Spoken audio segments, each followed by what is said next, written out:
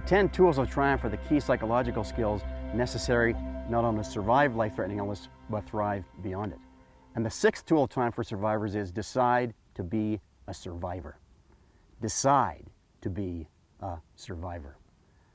I will never forget the experience I had with a fellow survivor in hospital. He was the same age as me. He had the same diagnosis, the same prognosis. He was in the same hospital at the same time, receiving exactly the same treatment from exactly the same professional healthcare workers. In fact, he was in exactly the same room. He was in the bed right next to me. And one day I noticed that he'd stopped eating. So I went out and I bought him 2 of his favorite flavored malts, and I gave them to him. And I said, here, you need to eat these. You know, he took a couple of spoonfuls and then he stopped. And he never had a bite after that.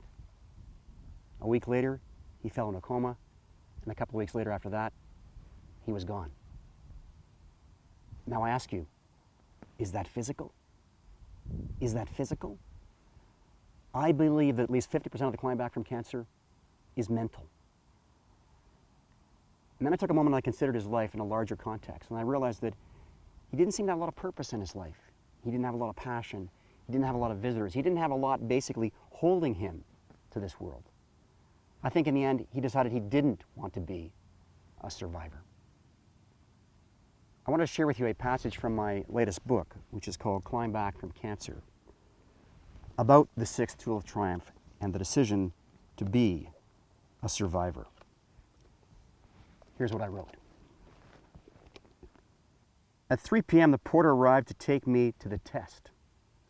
He insisted that I go in a wheelchair, saying I might need it after the procedure. I was adamantly against it. I was working to maintain my independence, and I would sooner die than sit in a wheelchair until such time as I was unable to walk on my own. I had also decided not to wear the hospital clothing provided to me. This served to create a psychological separation between myself and the institution, and reduced, at least in my mind, the width of the crevasse I had to cross. As I saw it, the more institutionalized I allowed myself to become, the more I had surrendered to the disease and allowed myself to become truly hospitalized. If I was going to be a survivor, I had to start acting like one. I had to think it, say it, and live it. I started by calling myself a survivor. Medically, I was classified as a patient, but I was still alive, and in my mind, that fact made me a cancer survivor. So that is what I called myself, and everything I did was aimed at maximizing the chances of staying that way.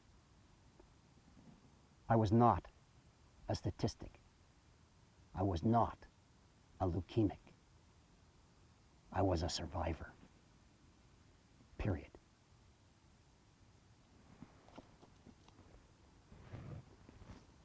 Now, I believe that for outpatients, as much as possible, we need to continue to live our lives as if we're well. So we go to work, we raise our children if we're fortunate enough to have children. We go shopping, we play golf, whatever, to the degree that we're able at least.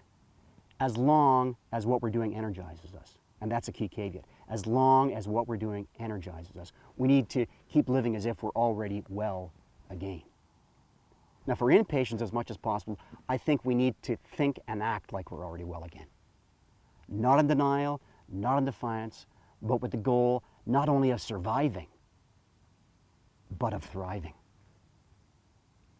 The 6th tool of triumph for survivors is decide to be a